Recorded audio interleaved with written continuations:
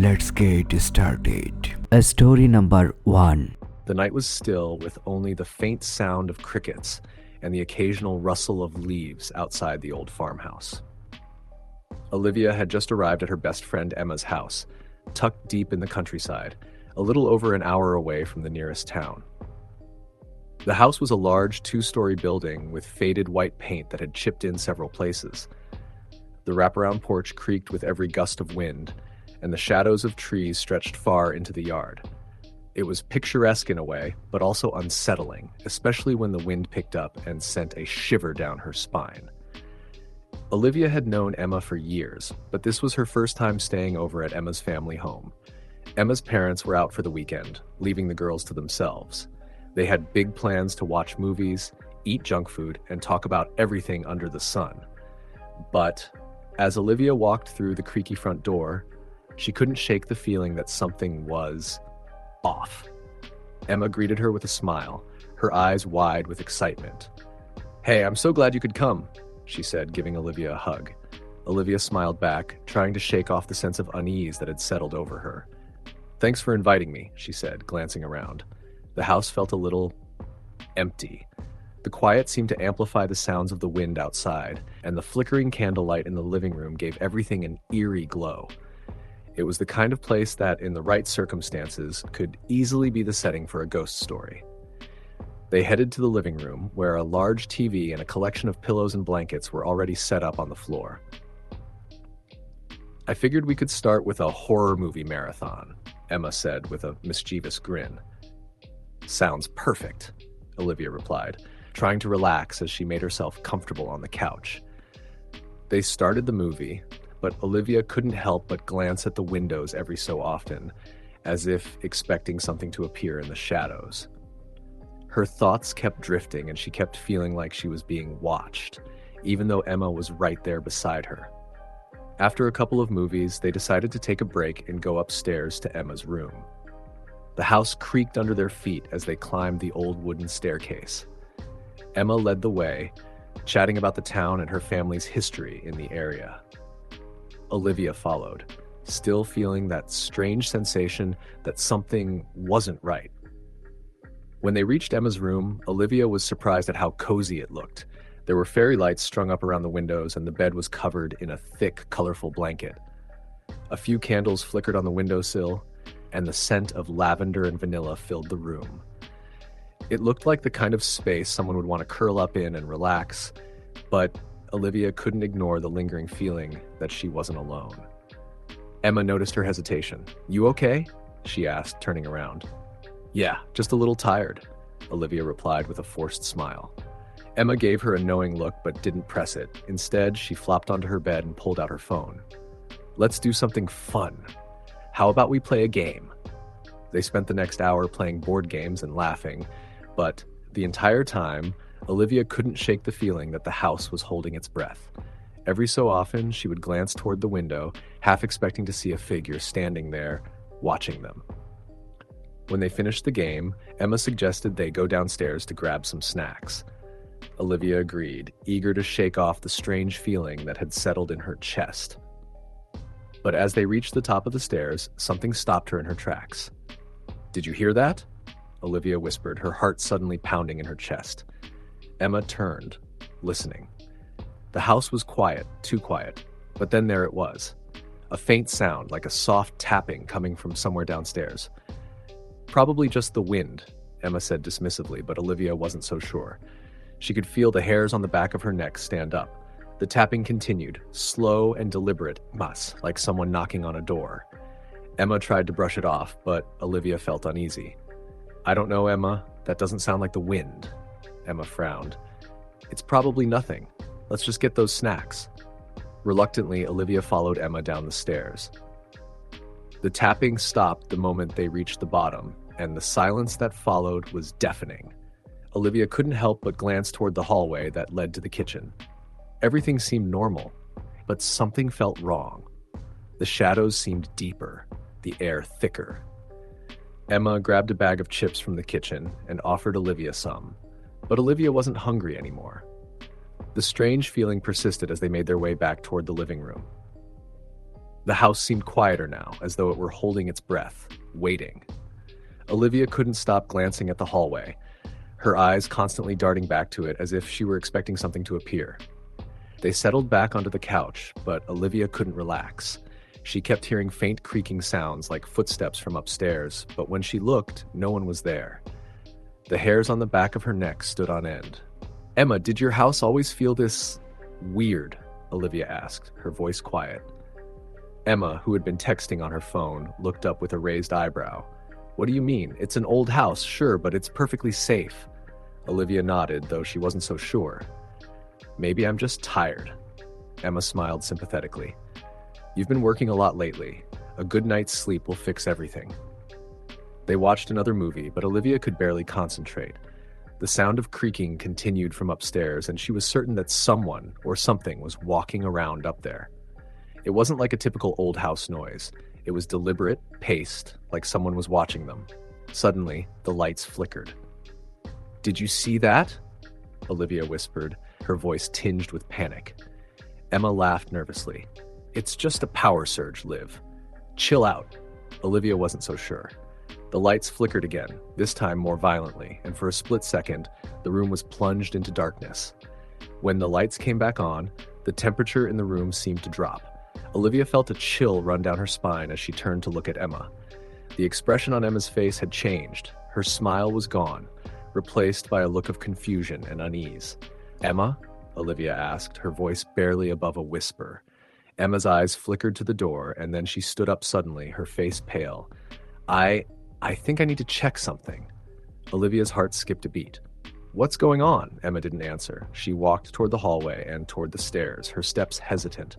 Olivia was paralyzed with fear, watching her friend walk into the darkness of the hall. Then came the sound, a soft whispering, low and muffled, like someone was speaking just outside the room. Olivia froze, unable to move or speak. Her eyes were locked on the hallway, and she swore she could see a figure standing at the top of the stairs, just out of the corner of her vision. "Emma?" Olivia called, her voice trembling, but Emma didn't respond. The whispering grew louder, closer, until it seemed to fill the entire house. The temperature dropped even further, and Olivia felt a sharp, cold pain in her chest, as if something was reaching out for her. The figure moved. It was tall, thin, and shrouded in shadow, but Olivia could make out the shape as it drifted down the stairs toward her. She tried to scream, but no sound came out. And then the lights flickered again. When they came back on, Emma was standing in the doorway, her face ashen. "Liv, we need to get out of here," she said, her voice shaking. Olivia didn't need another word. She jumped to her feet, her heart racing. Without looking back, they bolted out of the house, not stopping until they were standing on the road, gasping for breath. They never went back. Emma's family sold the house a few months later, but neither of them could forget what had happened. The whispering, the figure, the chilling presence that had settled over the place, and the feeling that something or someone was waiting for them. Story the end. Story number 2. It was a chilly autumn evening when Emma, Sarah, and Lily arrived at the old farmhouse on the edge of town for their much-anticipated sleepover. The house had been vacant for years, slowly falling into disrepair, its once beautiful garden now overgrown with weeds. It was an odd choice for a sleepover venue, but when Lily's cousin had invited them, she had been too excited to say no. The farmhouse was one of those places that always had an unsettling atmosphere. The kind of place you would glance at quickly when passing by, but not want to linger near after dark. It had a reputation in town too, though no one was quite sure why. The older locals whispered about strange happenings, but no one ever spoke in detail. Emma had heard the rumors, but they always sounded more like stories told to scare younger children than anything serious. Still, as they unloaded their bags from the car, Emma couldn't shake the strange feeling that had settled in her stomach. Lily led them inside, the creaking of the wooden floorboards under their feet making the place seem even older than it was. The entryway was narrow and dimly lit, with an old chandelier hanging crookedly from the ceiling. A long hallway stretched out before them, and the air smelled faintly of dust and something else, something that was hard to place, but slightly off. "Welcome to my nightmare," Lily joked, a nervous laugh escaping her lips as she waved her hand around. Emma gave a small chuckle, but felt the hair on the back of her neck rise. Something about the house was off, and it wasn't just the creaky floorboards or the dust-covered furniture. It was the way the house seemed to swallow up the light, how the shadows lingered too long, as if they were waiting for something. Sarah, who was always the brave one in their group, tossed her bag onto the couch in the living room. "It's fine. It's just an old house, right? We'll have fun." Lily hesitated for a moment, then nodded, though her expression looked a bit too serious. "Yeah, I guess. Just be careful with the upstairs, okay? It's old. And a little weird." "Don't tell me you're scared, Lily," Emma teased, trying to lighten the mood. Lily rolled her eyes but didn't say anything else.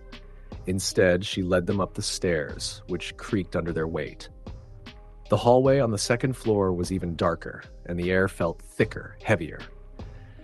The doors to the bedrooms were slightly ajar, and a pale light filtered in from the windows, casting long, stretching shadows across the walls. They picked a room, settling down on the bed to begin their movie marathon.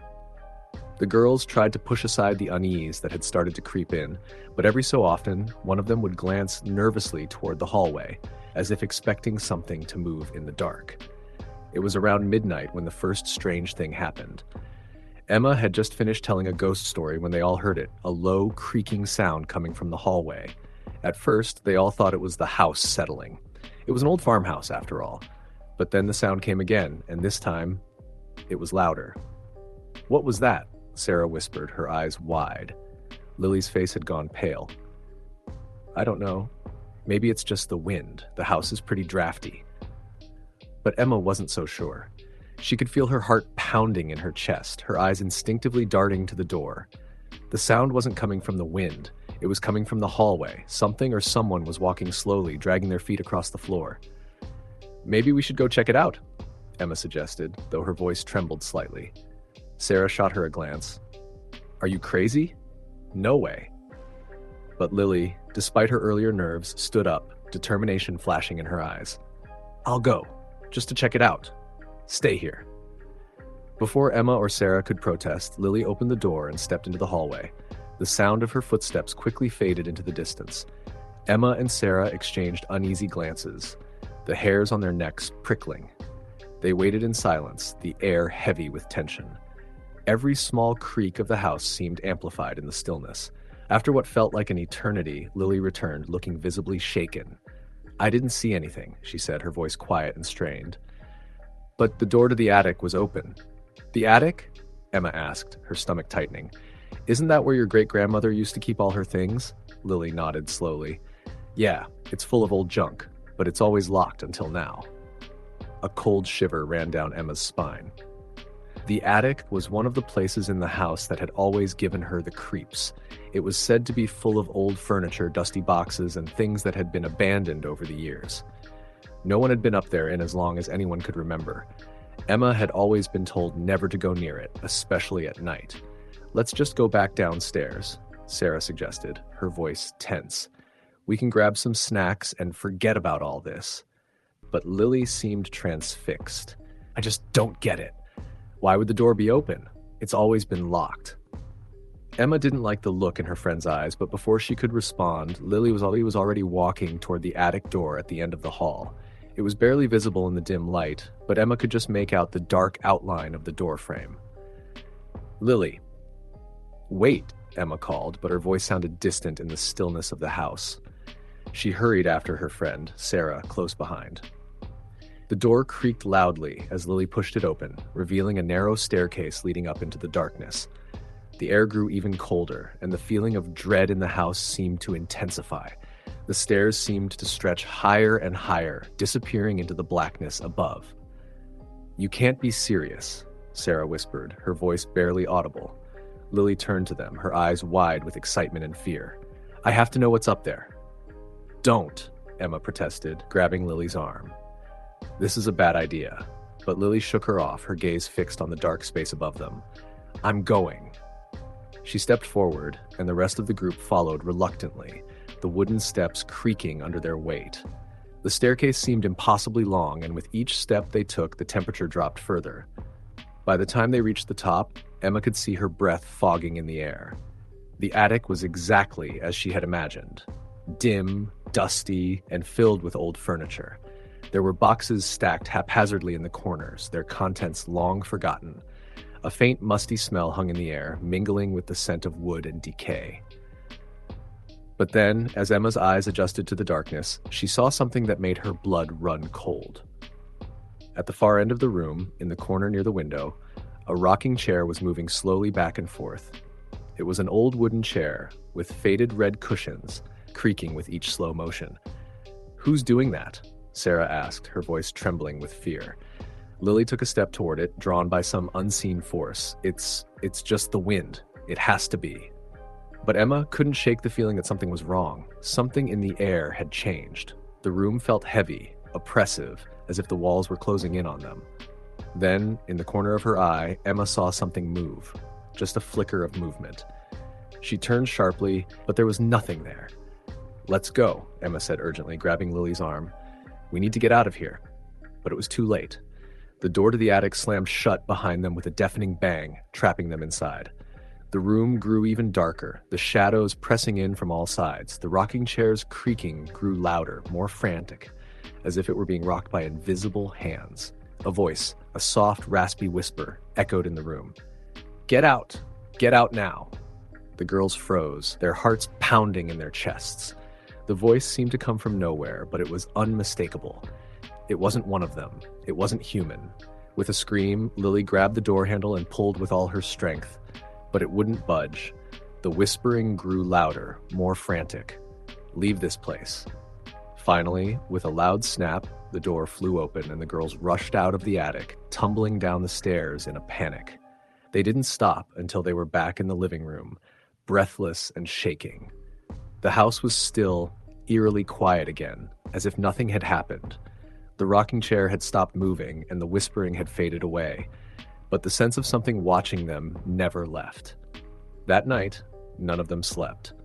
They sat huddled together on the couch, eyes darting toward the shadows in the corners of the room, waiting for something to happen.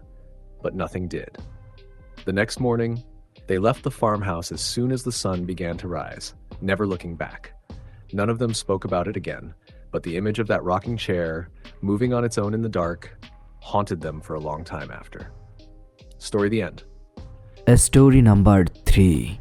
The night air was cool, carrying the scent of wet leaves and damp earth as Ryan pedaled his bike up the long, winding driveway to Noah's house. The place sat at the edge of the woods, its 3-story frame dark against the sky. His backpack bounced against his back as he rode, filled with clothes, snacks, and his phone charger. He was the last to arrive. Noah had invited him, Jake, and Matt over for the weekend since his parents were out of town. The plan was simple. Stay up late, play video games, watch horror movies, and eat a ridiculous amount of junk food. Ryan pulled his bike to a stop and looked up at the house. A single light glowed from the living room window. The rest of the place was dark. He frowned. Noah had said they'd be in the basement. Why was there a light on up there? Shaking the thought from his head, he hopped off his bike, propped it against the garage, and knocked on the front door. Noah answered within seconds, grinning. "Took you long enough." Ryan stepped inside, kicking off his shoes. "I had to wait for my mom to get home from work." Jake and Matt were already sprawled out on the basement couches, controllers in hand, caught up in a game of Call of Duty. The basement was warm, lit by the glow of the TV, with sleeping bags and snacks scattered across the floor. Ryan tossed his bag down and joined them, letting the sounds of gunfire and laughter push away the weird feeling he'd had outside. They played for hours, pausing only to grab sodas from the mini fridge in the corner. At some point, Noah's dog, Milo, wandered down the stairs, his golden fur slightly damp from the rain earlier. Milo wasn't allowed in the basement. Noah's parents didn't like the idea of him tracking dirt onto the carpet, but since they weren't home, Noah shrugged it off. Ryan scratched the dog's head. "Guess you're sleeping down here with us, huh, bud?" Milo let out a soft whine and stared toward the stairs.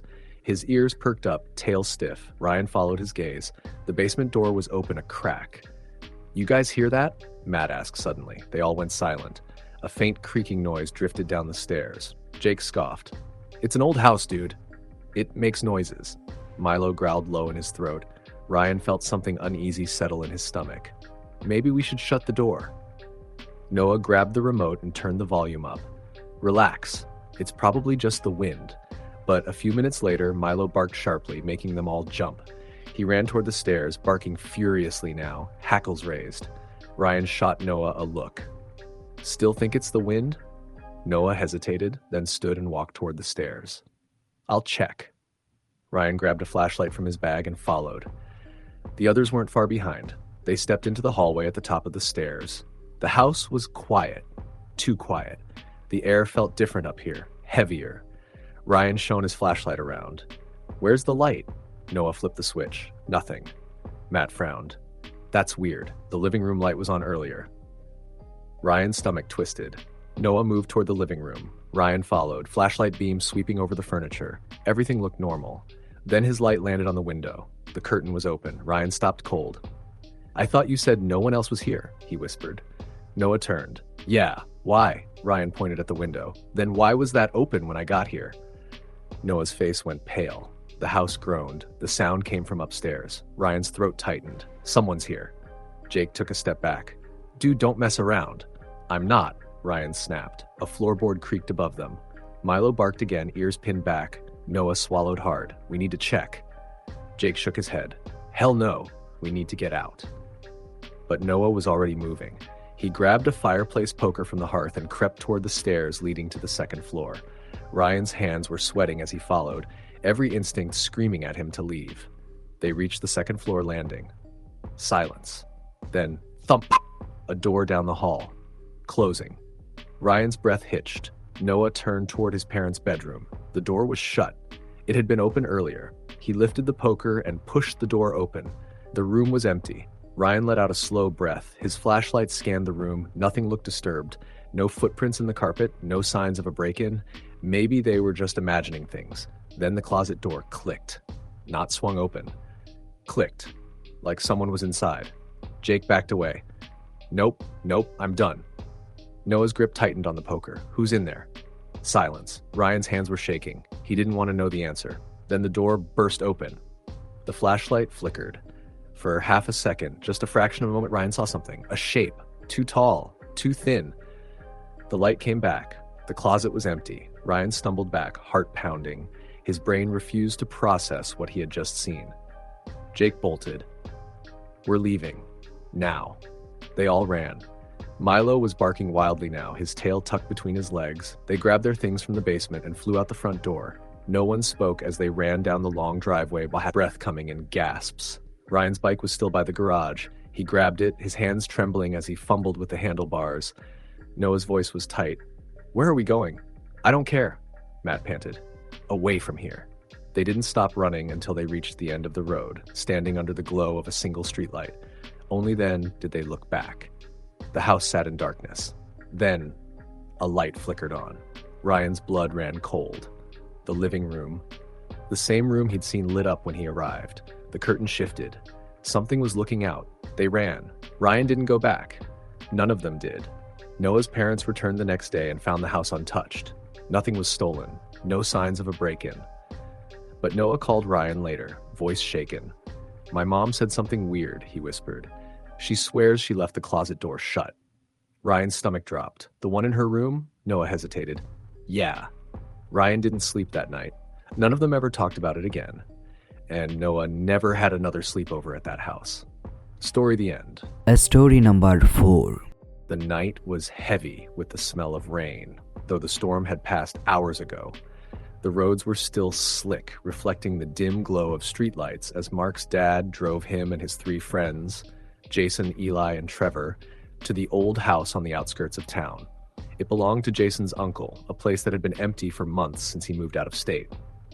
Jason had suggested they have their sleepover there instead of his house, and the idea had excited everyone. A big empty house all to themselves, no parents, no rules. They had snacks, horror movies, and planned to stay up all night. But Mark had a feeling about the house, the kind that made the back of his neck prickle. You sure we're allowed to be here? He asked, as they pulled into the long driveway. Jason shrugged. Uncle doesn't care. Place is just sitting here till he finds a buyer. Nobody else around for miles. Perfect for a sleepover. The house loomed in the darkness, a tall, hall, two-story structure with peeling paint and a sagging front porch. It was old, older than any of them realized. Mark followed the others inside, setting his backpack down in what used to be the living room. The floors creaked under their weight as they explored. The air smelled stale, like dust and something faintly metallic. "Dude, this place is creepy as hell," Eli muttered, peering up the staircase. "That's why it's awesome," Jason grinned. "Let's set up." They unrolled their sleeping bags on the wooden floor and opened their snacks. Jason had brought a portable speaker, blasting music while they joked around. It felt normal. Safe. But that feeling didn't last. An hour later, while they were in the middle of their second horror movie, the speaker suddenly crackled and went silent. "Damn it," Jason said, grabbing his phone. "Must have disconnected." Trevor laughed. "Ghosts don't like your music." Jason rolled his eyes, reconnecting the Bluetooth. But as soon as the music started playing again, a loud bang echoed from upstairs. Everyone froze. "What was that?" Eli whispered. Jason hesitated. "Probably just the wind." Mark glanced at the others. "There's no wind, man." Another bang. This time it sounded closer. Trevor stood up. "Screw this, I'm checking it out." "No, don't," Eli said quickly. "We don't need to." But Trevor was already heading for the stairs. Jason grabbed a flashlight and followed, leaving Mark and Eli with no choice but to go too. The steps groaned under their weight as they ascended, each one sounding louder in the thick silence. The upstairs hallway stretched before them, lined with old, empty rooms. The air was colder here. Trevor pushed open the nearest door. Nothing. Just a dusty old bedroom. He checked another. Empty. Just as they were about to turn back, they heard it, a whisper. Faint. Almost like breath against the walls. Mark felt his stomach drop. "Guys." They all heard it now, a low, raspy whisper, but no words, just sound. Then the door at the end of the hall slammed shut. Eli bolted. "Nope, I'm out." Trevor and Jason weren't far behind, shoving past each other as they ran back downstairs. Mark hesitated for just a second, just long enough to glance back toward the closed door, and he saw something. A shape. A shadow standing just outside the doorframe. Watching. Mark ran. They didn't stop until they were back in the living room, breathing hard. "What the hell was that?" Eli gasped. Jason was pale. I don't know." Trevor tried to laugh it off, but his voice was shaky. "Old houses make noises, that's all." Mark shook his head. "That wasn't the house." Silence stretched between them, thick and uneasy. "We should just leave," Eli muttered. Jason hesitated. "It's probably nothing. Maybe we're just freaking ourselves out." A loud thud from the kitchen made them all jump. Eli clutched his arms. "I'm serious. Let's go." Jason looked torn. "All right, fine. Let's pack up." They scrambled to gather their things, shoving snacks into bags, rolling up sleeping bags. The whole time, the house felt heavier. Like something was waiting. Then the lights flickered, and the whispering started again. It wasn't coming from upstairs this time. It was coming from inside the room. Mark turned slowly, his heart hammering, and he saw it. A figure, just beyond the dim glow of their flashlight beams, tall, unnaturally thin. Its face was blurred, shifting, as if it wasn't fully there. It moved. Mark shoved Jason. "Go, now!" They ran. They didn't look back. Trevor fumbled with the front door, yanking it open. Cold night air hit them as they bolted outside, sprinting toward the car. Jason's dad's car was gone. They had planned for him to pick them up in the morning. "We're stuck here," Eli choked out. Mark turned back toward the house. The figure stood on the porch, closer, watching. Trevor dug out his phone. "I'm calling someone, now." But his hands were shaking. The call wouldn't go through. Jason stared at the house, his breathing uneven. This place isn't empty. The front door creaked, swinging slightly open. A low voice echoed from inside. "You shouldn't have come." Trevor cursed. "We're leaving. We'll walk if we have to." Nobody argued. They ran. The road stretched before them, endless in the night, but they didn't stop. They didn't look back. The whispering followed them, long after they left the house behind, and long after the road swallowed them in darkness. Story, the end. Story number 5. It was supposed to be a fun sleepover, something simple and easy with my best friend, Olivia. We'd been planning it for weeks. Olivia had recently moved into a huge old house on the edge of town, and her parents had given us permission to have the entire upstairs floor to ourselves for the weekend. It sounded perfect. Late night movies, junk food, and plenty of time to gossip. What I didn't know, what none of us knew, was that this weekend would change everything. Olivia's house was beautiful, but it had a strange, unsettling feel to it. The old brick exterior looked worn with age, and the tall windows, which were designed to let in as much sunlight as possible, now seemed like eyes watching the yard at all times. When I first stepped inside, I noticed how big it was. It felt almost too big for a family of 4. The staircase to the second floor creaked with every step, and the high ceilings made the entire house echo. Olivia's parents were kind and welcoming, but they were always busy, and when they spoke about the house, they did so with a sort of tired nostalgia that didn't escape my notice. The first night we arrived, Olivia and I set up our sleepover camp in her room, which was at the far end of the second floor. She had a queen-sized bed, an old-fashioned wooden dresser, and a desk in the corner by the window. The room was cozy, and there was a faint smell of lavender in the air. But it still felt off. It wasn't the decor or the size of the room. It was something else, a lingering presence in the air that made the hairs on the back of my neck stand up. "You're not scared, are you?" Olivia asked with a laugh, noticing me glance around uneasily as I set down my overnight bag. I forced a smile. "No, just tired from the drive." I wasn't tired. I was nervous, but I didn't want to admit it. I had never been a fan of old houses. There was something about them, the creaks, the drafts, the way they seemed to have a life of their own, that unsettled me. But Olivia was excited, and I didn't want to ruin the mood. So we decided to dive into our usual sleepover routine, watching movies, eating too much junk food, and telling ghost stories.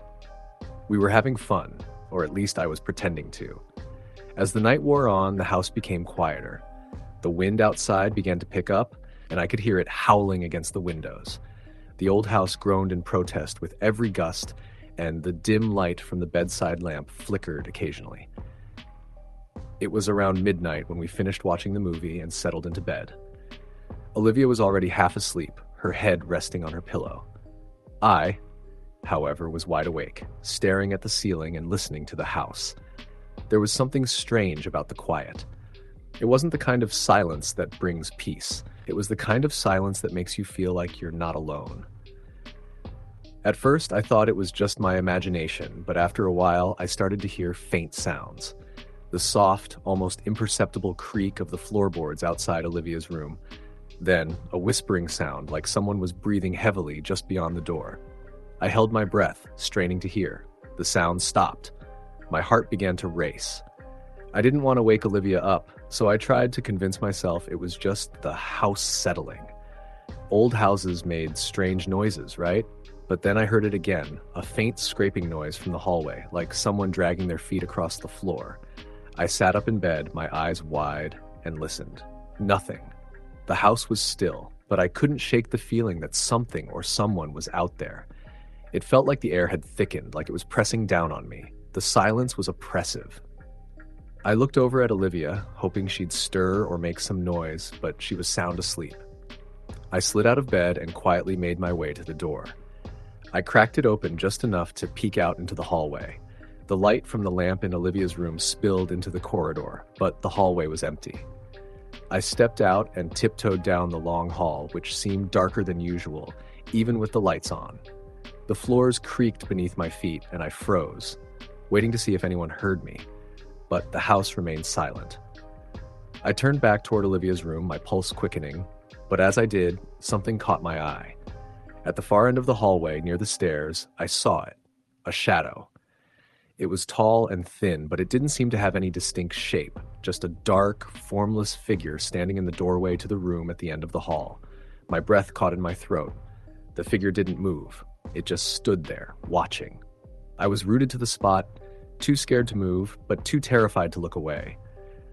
It was like I was trapped in some sort of trance. After what felt like an eternity, the figure slowly faded into the shadows, disappearing completely.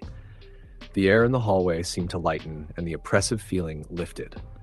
I hurried back to Olivia's room, my heart pounding in my chest. I closed the door behind me and locked it, my hands shaking. Olivia stirred in her sleep but didn't wake up. I didn't know what to do. My mind was racing. Was I imagining it? It didn't feel like I was. I could still feel the weight of the figure, the cold presence in the hallway. I tried to tell myself it was just my mind playing tricks on me, but deep down I knew I'd seen something. I lay back down in bed, pulling the covers up tightly around me, and forced myself to close my eyes. But sleep didn't come easily. Every creak of the house, every gust of wind outside made my heart race. It felt like the house was alive, breathing with me. I finally managed to drift into an uneasy sleep, but my dreams were filled with images of the shadow following me, whispering in my ear. I woke up the next morning with a start. The sun was shining through the window and the house felt warm and safe again. Olivia was still asleep, her face relaxed and peaceful. I tried to shake off the feeling of the night before, but it lingered. I couldn't tell her what had happened. She'd probably just laugh and call me paranoid, but I couldn't get rid of the image of that shadow. It was burned into my mind. Later that morning, we went downstairs to grab some breakfast. Olivia's parents were in the kitchen, talking about the usual stuff, plans for the weekend, things to do around the house, but I couldn't shake the nagging feeling that something was wrong. As the day went on, I began to notice things. The house was old and it creaked a lot, but there were other sounds too. Whispers, faint and muffled, like a conversation going on just out of earshot. I heard them coming from the upstairs hall, just like the night before. But when I looked, there was nothing. No one was there. Olivia didn't seem to notice anything strange. She was her usual energetic self, excited to show me around the house and tell me all about the history of the place. She mentioned that the house had been in her family for generations, passed down from her great-grandparents. I didn't say anything about the shadow, but the more she talked about the house, the more I felt a chill creep up my spine. She spoke of the house as though it were just a part of their family, but it felt like something darker was lurking beneath the surface. Later that evening, as we sat in the living room and watched TV, I thought I saw something move in the reflection of the window. It was fleeting, just a blur, but it was enough to make me turn and look. The room was empty, and the air was still. But my heart pounded in my chest. I couldn't ignore the feeling that something was watching us. That night, I slept with one eye open. The house was still, but it didn't feel right. I lay there, staring into the darkness, waiting for something, anything to happen. The air felt heavier than it had before, and I kept hearing strange noises like whispers and footsteps just out of reach. But nothing appeared. I couldn't tell if I was imagining things or if the house was playing tricks on me. The next morning, I left early, pretending I had to go home. I didn't want to stay another night. Olivia asked why, but I made up some excuse about needing to get back to work. I wasn't going to tell her about what I had seen, not until I figured it out myself. As I drove away from the house, I glanced back in the rearview mirror. For a split second, I thought I saw something standing in one of the upstairs windows, a shadow just like the one I had seen the night before. But when I looked again, it was gone. I haven't spoken to Olivia since that weekend. Every time I think about going back to that house, I feel that same heavy presence. I don't know what I saw, but I know it wasn't just my imagination, and I know I won't be going back anytime soon. Story. The end. Story number 6. The night was supposed to be just another harmless sleepover. Emily had invited her best friends, Sophia, Jade, and Madison, to stay at her house for the weekend. Her parents were out of town, and her older brother, Jake, was supposed to be home, but he had decided to go to a party instead, leaving the 4 girls completely alone in the house. They were excited at first. No rules, no supervision, just a night filled with junk food, horror movies, and gossip. Emily's house was a large, old colonial-style home, the kind with creaky wooden floors and a basement that no one liked to go into. It had been in her family for generations, and though Emily had lived there all her life, there were always parts of the house that made her uneasy. The attic door had a habit of opening on its own. The lights in the hallway flickered at odd hours, and sometimes she swore she could hear footsteps when no one else was home. But tonight, she tried to ignore those thoughts. It was just the 4 of them, and she wasn't going to let her imagination ruin the night. They started the evening in the living room, watching horror movies with the lights off. The sound of the television echoed through the house, making the shadows seem deeper, the silence in between scenes more unbearable. You guys ever hear about the old woman who used to live in this house? Emily asked suddenly, smirking. Sophia rolled her eyes. Don't start with your ghost stories. No, really, Emily insisted. My grandma used to tell me that an old woman died in this house like 100 years ago. She lived alone and no one found her for weeks. They say she still haunts the place. Jade shivered. That's a little too real, Em. Madison laughed nervously. If you're trying to freak us out, it's working. Emily smirked, satisfied. But then something changed. The temperature in the room seemed to drop. Did it just get cold in here? Sophia asked, rubbing her arms. Jade nodded. I was about to say the same thing. The four of them exchanged uneasy glances. The thermostat was down the hall, and no one had touched it. But before any of them could move, the television suddenly flickered and shut off, leaving them in complete darkness.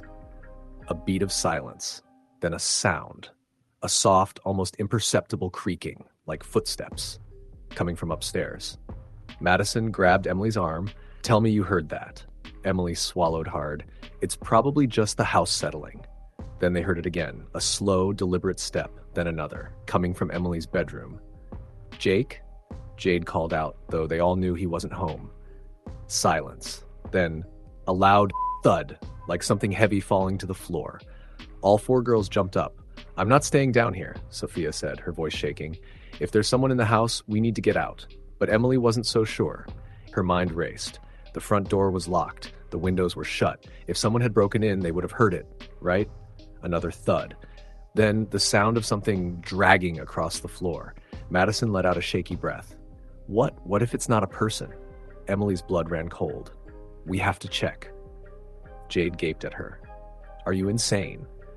But Emily was already moving, grabbing the flashlight from the coffee table and motioning for them to follow. Against their better judgment, the other three fell in behind her as she led them toward the stairs. Each step they took was agonizingly slow. The wood creaked beneath their weight, and with each movement, the air seemed to grow heavier. The hallway upstairs was dark, the only source of light coming from the small window at the end of the corridor. Emily's bedroom door was slightly ajar. She didn't remember leaving it that way. Taking a deep breath, she pushed the door open. Nothing looked out of place. But then Jade gasped. They turned to see what she was looking at. The closet door was wide open. It had been closed before. And inside the closet, something wasn't right. The clothes were all pushed to one side. In the dim light, they could see scratches on the back wall. Deep, jagged claw marks. Madison took a step back. Nope, I'm out. Emily turned to leave too. But then, a whisper, low, coming from inside the closet. Help me. A shriek escaped Sophia's lips as she bolted for the stairs. The others followed, nearly tripping over themselves in their panic. They raced to the living room, breathless, their hearts pounding.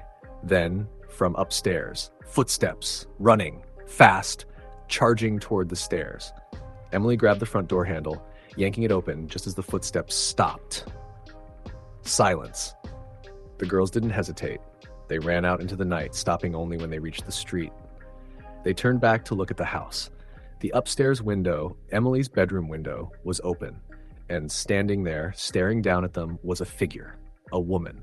Her face was pale, her eyes black and hollow, and she was smiling. Emily's stomach twisted as a wave of cold dread crashed over her. The woman raised a hand and waved. That was the last time they ever stayed in that house. Emily's family moved a few months later, but sometimes late at night, when Emily was alone in her new room, she swore she could hear it, a whisper, soft, Bravey, help me. Story the end. Story number 7. I should have known something was wrong the moment I walked into Claire's house. It was a Friday night in early autumn, and the air had that sharp, crisp edge that made you feel like anything was possible. I'd been looking forward to this sleepover for weeks. Claire was one of my oldest friends, and we hadn't had a proper sleepover in a long time. Her family had recently moved into an old house on the outskirts of town, and I had been eager to check it out. The house had an unsettling charm to it, with its crooked windows and overgrown garden. It was a large Victorian-style home with a dark history, or so the local kids whispered. I didn't buy into any of that nonsense, though, at least not at first. When I arrived, Claire greeted me at the door, looking excited. Her parents were out for the night, leaving us with free reign of the house. The plan was simple: pizza, movies, and staying up late. The usual sleepover stuff. But as I stepped into the house, something in the air made me pause. It wasn't anything specific, just a sense that something wasn't quite right. Still, I brushed it off, figuring it was just the newness of the place. The living room was cozy, though the flickering lights in the corners gave off a faintly eerie vibe. The house felt colder than it should have, even though it wasn't particularly chilly outside.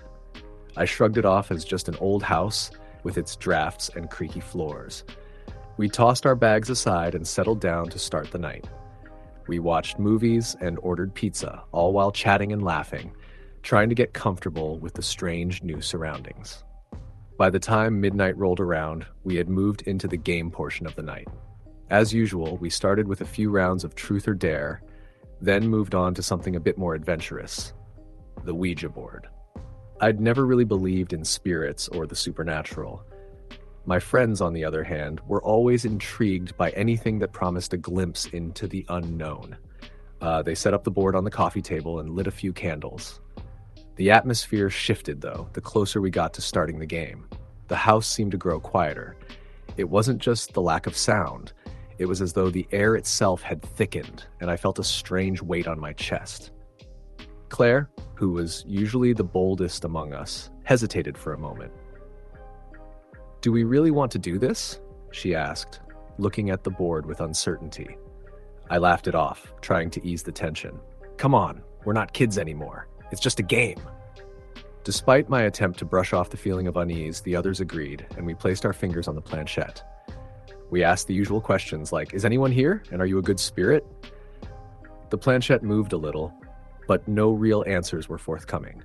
I figured one of us was subtly pushing it, though no one would admit it. But then when I asked, "Is there anyone here who wants to speak with us?" the planchette moved, but this time it didn't stop at any letters. It went straight to yes, then continued to slide across the board with unnerving speed. I looked up at Claire and Sarah, who was sitting next to me. Both of their faces were pale, but I just laughed nervously, trying to brush off the unease. "Okay, who's pushing this thing?" I said, trying to break the tension, but no one responded. The planchette slid again, and then it stopped. There was a moment of complete silence. The room felt colder still, and I couldn't shake the feeling that something was wrong. Suddenly, the candles flickered, casting long shadows on the walls. "Who are you?" Claire asked, her voice barely above a whisper. The planchette slowly moved toward goodbye. We all sat there in stunned silence. The air in the room had grown thick and oppressive. No one moved. I felt the weight of the room settle over me, pressing down on me like a heavy blanket. Claire reached out to grab the planchette and end the session, but just as she touched it, the lights above us flickered and then went out, plunging the room into darkness. We all screamed. It was a knee-jerk reaction, a mixture of fear and surprise. But the feeling in the room was worse than the dark. I could feel the presence of someone watching us. I felt it behind me, a heavy, oppressive force just waiting. I wanted to turn around to see what was there, but I was frozen in place. I could feel my heart pounding in my chest, my hands clammy. Claire scrambled for the light switch, but the room stayed dark. Sarah stood up, her voice shaking. "This is not funny. Let's just stop. I want to go to bed." We were all on edge, but none of us moved to leave the room. The silence stretched out, suffocating us. And then we heard it, a soft whisper coming from the corner of the room. "Leave." We all turned, but there was no one there. The whisper, though faint, was unmistakable. A cold chill ran through me, and I could see my breath fogging in the air. The house felt alive in a way that made my skin crawl. We bolted out of the living room, making our way to the kitchen. I glanced over my shoulder as we walked through the hall, but I didn't see anything. The house felt empty. Yet, I couldn't shake the feeling that something was there with us. We huddled in the kitchen, trying to calm down. We didn't talk much after that. We just sat, the tension between us palpable. Claire eventually tried to go for the lights again, but they didn't flicker back on. The house remained in the same oppressive darkness. We sat there for what seemed like an eternity, listening to the house creak around us as though it were shifting on its own.